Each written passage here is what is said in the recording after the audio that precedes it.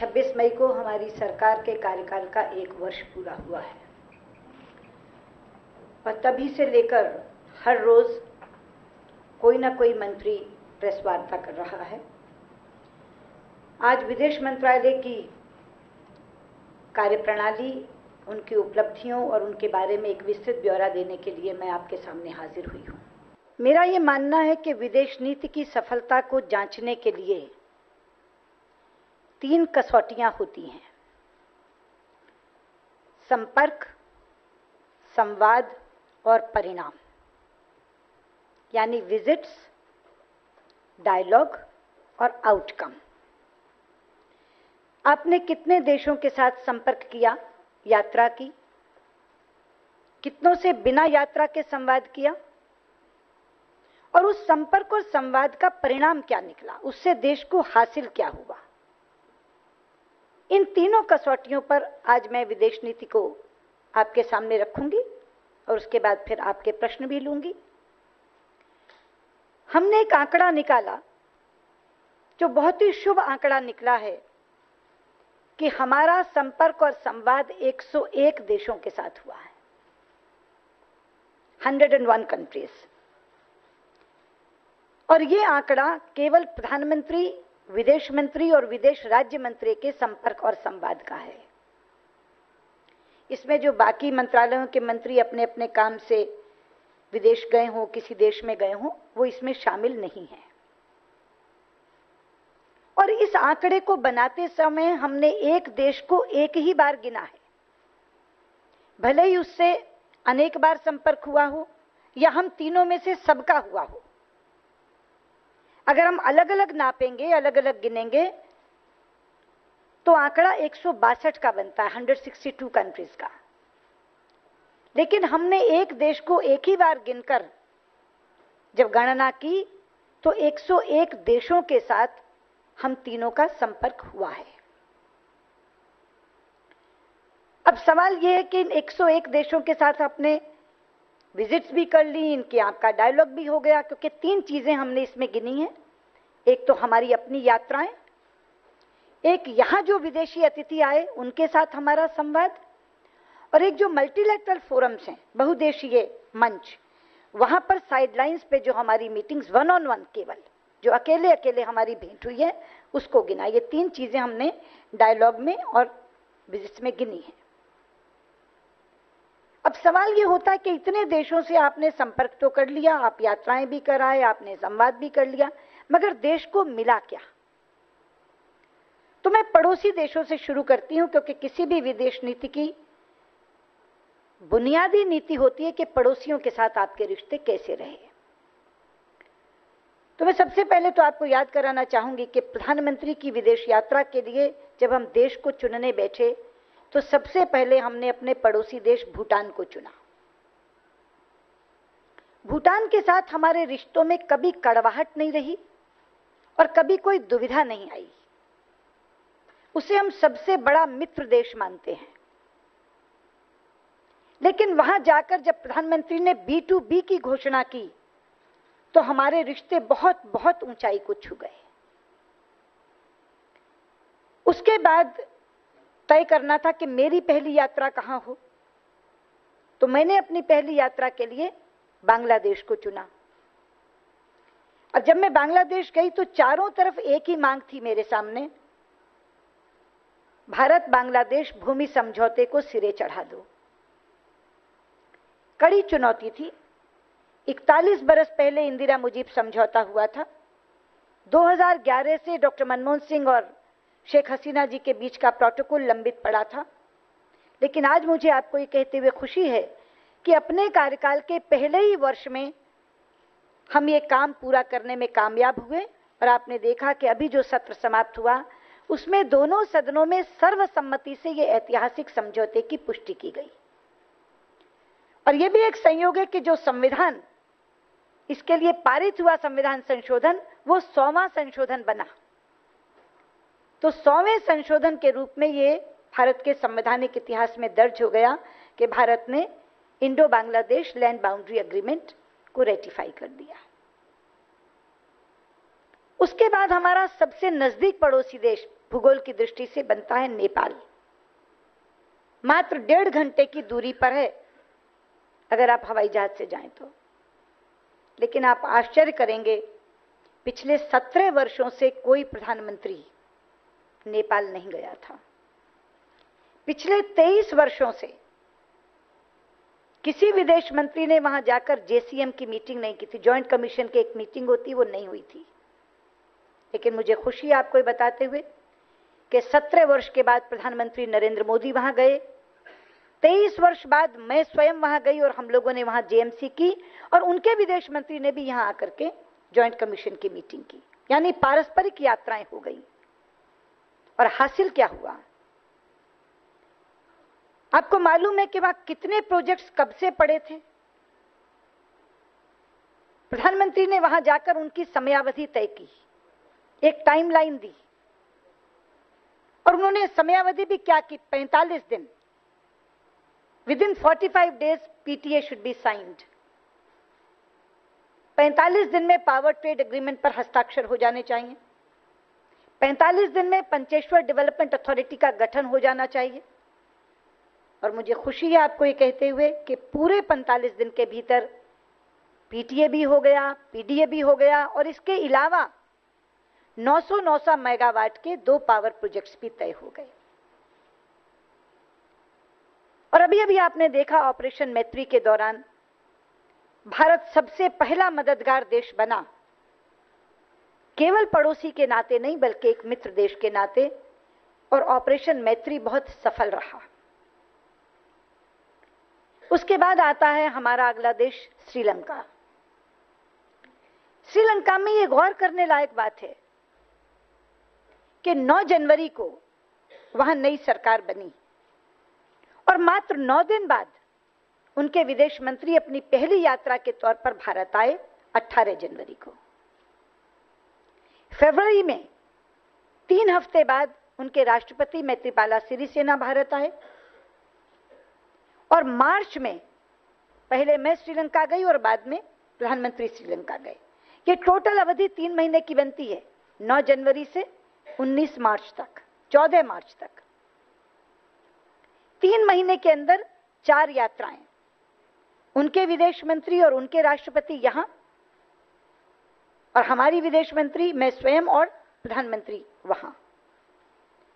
और उपलब्धियां तो बहुत हुई, हासिल तो बहुत कुछ हुआ, लेकिन सिविल न्यूक्लियर एग्रीमेंट जो श्रीलंका के साथ हुआ उसको मैं सबसे बड़ी उपलब्धि मानती हूं। उसके बाद मालदीव्स। मालदीव्स हमारा पड़ोसी देश है, मित्र देश है। वहां पानी का संकट आ गया, और हमारे रिश्ते इतने सहज हैं कि रात को 10:30 बजे मुझे मालदीव के विदेश मंत्री का फोन आया कि हमारा डिसैलिनेशन प्लांट एक ही था, वही जल गया है और हम बिल्कुल बिना पानी के बैठे हैं। आप हैरान होंगे कि रात के 10:30 बजे उनका फोन आता है और सुबह 7:30 बजे हम विमान पानी से भर करके ऑपरेशन नीर के नाते पानी भेज देते हैं, और उसके बाद लगातार जहाज जाते रहे, शिप्स जाते रहे। ये मालदीव की कहानी है। इसके बाद अफगानिस्तान। आप जानते हैं कि अफगानिस्तान के साथ हमारे रिश्ते सदियों पुराने हैं।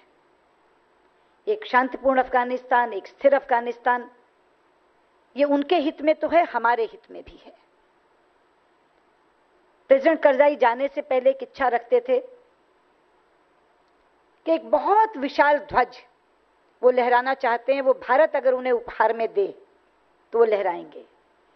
हमने पोल भी दिया, ध्वज भी दिया, और मैं स्वयं गई प्रेसिडेंट करजाई के साथ उस ध्वज को लहराने के लिए। उसके बाद राष्ट्रपति गनी यहां भी आए, सार्क की साइडलाइंस पे भी प्रधानमंत्री से मिले, और मैं उसे एक बड़ी सफलता मानती हूं, ये इस माने में कि उन्होंने हमें एक विश्वास दिलाया कि वो अपनी यहां अपने देश की जो चाहे नीति बनाएं, लेकिन कभी भी भारत के हितों पर आघात नहीं लगने देंगे। ये बहुत बड़ा आश्वासन अफगानिस्तान के राष्ट्रपति के नाते प्रेसिडेंट गनी ने हमें दिया। अब आपकी जिज्ञासा होगी पाकिस्तान के बारे में, क्योंकि वो भी हमारा पड़ोसी देश है। मैं पाकिस्तान के बारे में भी एक बात कहना चाहूंगी। जहां तक पड़ोसी के रूप में फर्ज निभाने की बात है, रिश्तों में तल्खियां होते हुए भी भारत और पाकिस्तान दोनों मुल्कों ने दुख की घड़ी में एक दूसरे का साथ दिया है और एक दूसरे की मदद की है। और मैं दो प्रसंग आपको बताना चाहूंगी। हमारी बातचीत रद्द हो चुकी थी, रिश्तों में कड़वाहट थी, लेकिन जब पेशावर की घटना घटी तो पहला फोन प्रधानमंत्री नरेंद्र मोदी ने किया प्रधानमंत्री नवाज शरीफ को कि नवाज साहब, इस दुख की घड़ी में हम आपके साथ खड़े हैं। जब यमन से निकासी हो रही थी तो हमने देखा कि हुदैदा की बंदरगाह पर पाकिस्तान के 3 नागरिक खड़े हैं। हमने बेहिचक उन्हें अपने शिप में बैठाया और बाहर निकाला। बिल्कुल इसी तर्ज पर मुकल्ला बंदरगाह पर 11 हिंदुस्तानी खड़े थे। पाकिस्तान के नौसेना ने अपने शिप में उनको बैठाया और कराची लेकर आए। और केवल यहीं पर बात खत्म नहीं हुई, नवाज साहब ने एक विशेष विमान के द्वारा उनको दिल्ली पहुंचाया।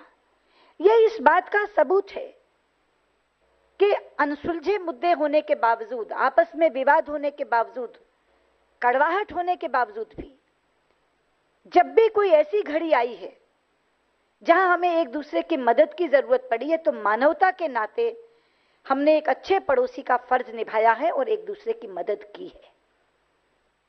ये हो गए पड़ोसी देश। अब मैं कुछ शक्तिशाली देशों के बारे में बात करना चाहूंगी। सबसे पहले अमेरिका। लोग ये सोचते थे कि भारत अमेरिका के रिश्तों में प्रधानमंत्री मोदी और ओबामा के बीच का जो एक इतिहास रहा है वो शायद बाधक बनेगा, लेकिन मैं साक्षी हूं उस दृश्य की जब पहली मुलाकात राष्ट्रपति ओबामा और प्रधानमंत्री मोदी की व्हाइट हाउस में हुई। उस इतिहास की तो कहीं दूर दूर तक छाया नहीं थी। बिल्कुल गले लगाने को ओबामा तैयार बैठे थे। और उसके बाद जो बातचीत हुई और उसमें जो इक्वेशन दोनों की बनी, ये उसी का नतीजा था कि उनके एक आग्रह पर राष्ट्रपति ओबामा 26 जनवरी को हमारे मुख्य अतिथि बनकर आए। जहां तक हासिल होने का सवाल है, विदेश मंत्री के साथ मेरी मुलाकात हुई, सेक्रेटरी कैरी के साथ। राष्ट्रपति ओबामा की 2 बार मुलाकात हुई और हमने जो हासिल किया उसमें सबसे बड़ी उपलब्धि मैं मानती हूं कि हमारा सिविल न्यूक्लियर एग्रीमेंट जो वर्षों से लंबित पड़ा था, हो जरूर गया था लेकिन ऑपरेशनलाइज नहीं हो पाया था, उस गांठ को हमने खोला, बाधाओं को हमने तोड़ा और उस सिविल न्यूक्लियर एग्रीमेंट को हमने ऑपरेशनलाइज करने की स्थिति तक हम ले आए। चाइना, चीन से भारत सरकार की बात तो बहुत पहले भी हुई है, दोनों नेतृत्व आए गए भी हैं, लेकिन पहली बार चाइनीज प्रेसिडेंट को यहां और भारत के प्रधानमंत्री को वहां पब्लिक रिसेप्शन मिला। और जहां तक हासिल होने का सवाल है, मैं 2 बड़ी उपलब्धियां मानती हूं चाइना के साथ। आर्थिक रूप में तो आप सबने देखा ही कि बहुत बड़ा निवेश करने का वादा किया है चाइना ने, लेकिन राजनीतिक तौर पर एक बड़ी उपलब्धि यह है कि आज तक चाइना के साथ हमेशा गुडी गुडी वार्ता हुई, जिसे मैं कह सकती हूं कि केवल रस्म निभाई होती थी।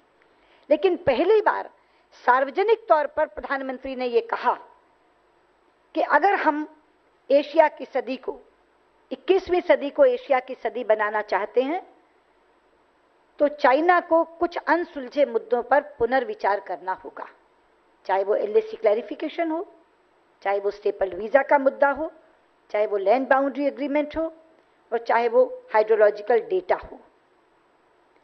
पहली बार चीनी नेतृत्व ने भी माना कि हमारे साथ बहुत कैंडिड और फ्रैंक बातचीत हुई है।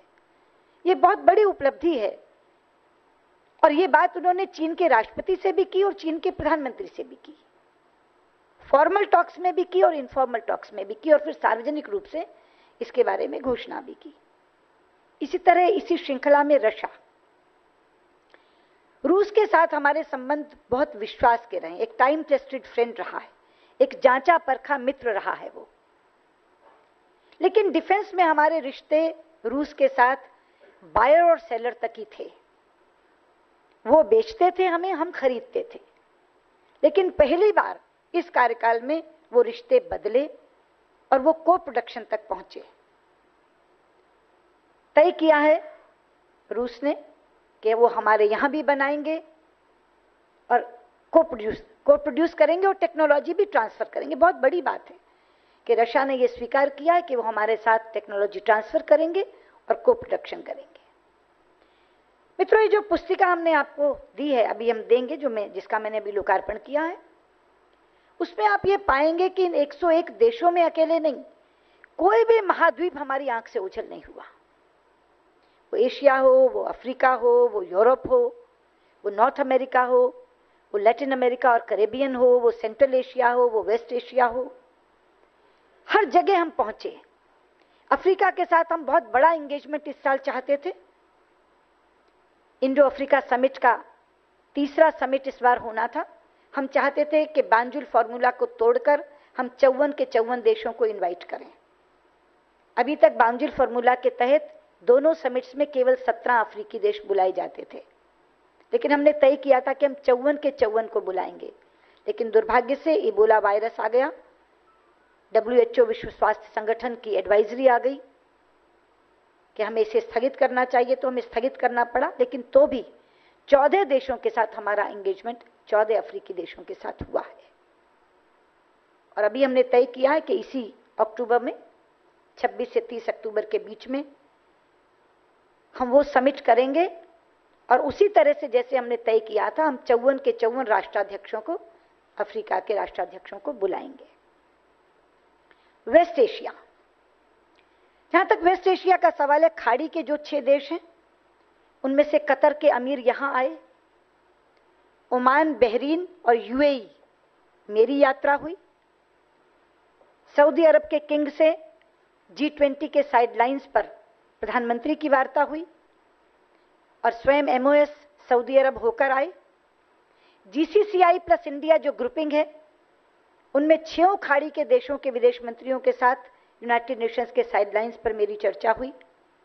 वेस्ट एशिया के 2 देश जिनके आपस में अच्छे रिश्ते नहीं हैं, इजराइल और पैलेस्टाइन, लेकिन इजराइल के प्रधानमंत्री से हमारे प्रधानमंत्री की यूनाइटेड नेशंस के साइडलाइंस पे चर्चा हुई, उनके विदेश मंत्री की मुझसे चर्चा हुई और पैलेस्टाइन के प्राइम मिनिस्टर से बांडुंग कॉन्फ्रेंस की साइडलाइंस पर मेरी बातचीत हुई। यानी दोनों देशों से हमारी एंगेजमेंट हुई, इजराइल से भी और पैलेस्टाइन से भी।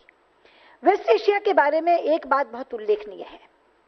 अभी आपने देखा कि यमन में ऑपरेशन राहत हुआ। यमन और सऊदी अरब दोनों वेस्ट एशिया के देश हैं, लेकिन दोनों में आपस में भयंकर लड़ाई चल रही थी। हमारे 4,500 से ज्यादा भारतीय यमन में फंसे हुए थे। हम कैसे निकालें? एयर स्पेस सऊदी अरब के कब्जे में, उन्होंने उसको नो फ्लाई जोन डिक्लेयर कर रखा था और यमन का हवाई अड्डा यमनियों के कब्जे में। हमारे प्रधानमंत्री ने सऊदी अरब के किंग से बात की कि आप हमारी मदद करिए, हम अपने लोगों को निकालना चाहते हैं। तो सऊदी नरेश ने उनसे कहा कि बिल्कुल हम आपकी मदद करेंगे, हम 3 घंटा बमबारी रोक देंगे और 3 घंटे में आपको निकालने की इजाजत देंगे। आप 3-3 घंटे में 7-8 दिन में अपने लोग निकाल लीजिए।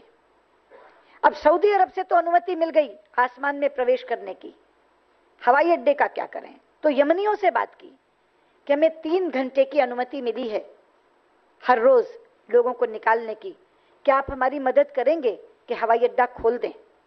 उन्होंने कहा बिल्कुल करेंगे, हम हवाई अड्डा खोल देंगे।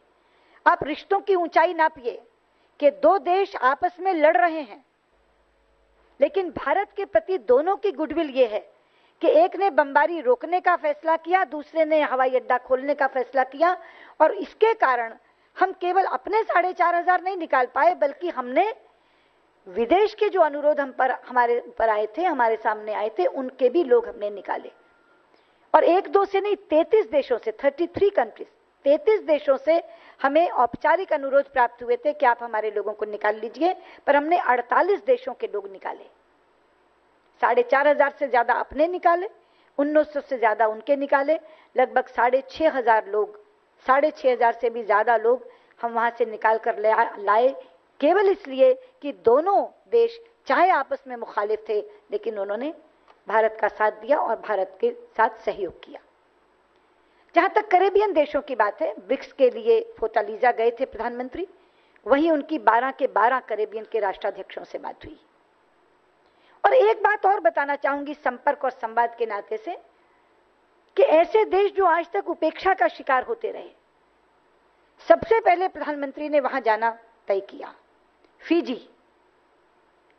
33 बरस से कोई प्रधानमंत्री नहीं गया था वहां, 33 बरस से वहां प्रधानमंत्री नरेंद्र मोदी गए और वहां उन्होंने पैसिफिक आइलैंड्स के 12 के 12 राष्ट्राध्यक्षों को बुलाया और केवल उनसे वहां रस्म निभाई की बातचीत नहीं की, उन्होंने उनको दावतनामा दिया, उनको निमंत्रण दिया कि आप भारत आइए। और जैसे मैंने आपसे कहा कि अफ्रीका के 54 देश हम बुला रहे हैं, अगस्त में हम पैसिफिक आइलैंड्स के भी 12 के 12 देशों को यहां आमंत्रित कर रहे हैं, जिनके साथ यहां वार्ता होगी। तो इसी तरह से सेशल्स, 28 बरस तक कोई प्रधानमंत्री नहीं गया, लेकिन प्रधानमंत्री नरेंद्र मोदी सेशल्स 28 बरस बाद गए। ये मैं केवल एक व्याप बता रही हूं कि विश्व के हर कोने को हमने छुआ, हर महाद्वीप तक हम पहुंचे। सेंट्रल एशिया में भी ताजिकिस्तान, तुर्कमेनिस्तान, किर्गिस्तान, इससे मेरी एंगेजमेंट्स हुई हैं। लेकिन अभी जब वो उफा जा रहे हैं ब्रिक्स की मीटिंग के लिए, तो पांचों के पांचों स्थान करके आएंगे। ये भी अपने आप में एक रिकॉर्ड होगा कि कोई भारतीय प्रधानमंत्री एक साथ पांचों स्थानों में जाए। तो मैं आपको ये बताना चाहती हूं कि विदेश नीति कितने व्यापकता में फैली है और उससे हमने हासिल क्या किया है। देश ने बहुत बहुत चीजें हासिल की। हमारी लुक ईस्ट पॉलिसी को हमने एक्ट ईस्ट में बदला, उसमें हम सिंगापुर गए, वियतनाम गए, इंडोनेशिया गए, रिपब्लिक ऑफ कोरिया गए। जापान की यात्रा तो आप जानते हैं प्रधानमंत्री की कितनी ज्यादा अच्छी हुई। ऑस्ट्रेलिया में उनके प्रधानमंत्री भी आए और हमारे प्रधानमंत्री भी गए। तो अगर जब आप इस पुस्तिका को पढ़ेंगे तो आपको पता चलेगा कि इन तीनों कसौटियों पर, विजिट्स, डायलॉग और आउटकम, इन तीनों कसौटियों पर आप ये पाएंगे कि भारत की विदेश नीति बहुत सफल रही है। इसके बाद आती हैं चुनौतियां। हमारे इस एक कार्यकाल में 4 चुनौतियां आई हमारे सामने और बहुत जल्दी जल्दी आई। 26 मई को सरकार बनी और 3 जून को यूक्रेन का क्राइसिस हो गया। हजारों की संख्या में हमारे बच्चे वहां पढ़ते हैं, विद्यार्थी। 1000 विद्यार्थियों को हम सुरक्षित यूक्रेन से निकाल कर लाए। मात्र 12 दिन बाद 15 जून को इराक का संकट गहरा गया। 7000 से ज्यादा भारतीयों को हम इराक से निकाल कर लाए। अभी इराक चल रहा था तो लिबिया का संकट गहरा गया। 3000 से ज्यादा भारतीयों को हम लिबिया से निकाल कर लाए। और यमन की कहानी तो मैंने अभी आपको बताई है कि 4500 से ज्यादा भारतीयों को हम यमन से निकाल कर लाए। और चारों चुनौतियों का सामना हमने बहुत सफलतापूर्वक किया। इसके बाद जो एक बड़ा परिवर्तन इस बार की विदेश नीति में आया है, वो है जो हमारे डोमेस्टिक फ्लैगशिप प्रोग्राम्स हैं, उसके साथ हमने कूटनीति को जोड़ा और हमने नया मंत्र दिया, डिप्लोमेसी फॉर डेवलपमेंट। हमारे फ्लैगशिप प्रोग्राम्स हैं make in India, skill India, digital India, urban planning, smart cities, Ganga rejuvenation. ये सारे जो हमारे प्रोग्राम्स हैं, आज से पहले कभी भी डोमेस्टिक प्रोग्राम्स के लिए विदेश नीति का सहारा नहीं लिया गया, लेकिन हमने कूटनीति को विकास के साथ जोड़ा और हम अपने जो हमने एचओएम्स कॉन्फ्रेंस की उसका थीम ही ये रखा, डिप्लोमेसी फॉर डेवलपमेंट। और इसीलिए हमारा एक एक मिशन जिस जिस देश में भी बैठा है वो इन प्रोग्राम्स के लिए अपने अपने तौर पर काम कर रहा है। ये बहुत बड़ी सफलता है कि कूटनीति का इस्तेमाल देश के जो प्रोग्राम्स चल रहे हैं, जो कार्यक्रम चल रहे हैं, उनके लिए किया जा रहा है। इसके अलावा एक और सेवा हमारे नीचे आती है, पासपोर्ट सेवा। जिस समय मैंने ये कार्यभार संभाला तो मुझे बहुत दुख हुआ और अचरज भी। 5 लाख पासपोर्ट बुकलेट्स की शॉर्टेज थी, 5 लाख। लेकिन हमने 1 महीने के अंदर वो शॉर्टेज खत्म की और एक फैसला किया कि लगभग 1 करोड़ पासपोर्ट हमारे 1 साल में बनते हैं, तो हम 1 करोड़ का स्टॉक रिजर्व में रखेंगे। उसके बाद कभी कमी नहीं आई और इस साल हमने 99,06,000 पासपोर्ट लोगों को दिए हैं। हर दिन इसकी मांग बढ़ रही है। पिछली बार से इस बार ये 17% की बढ़ोतरी है।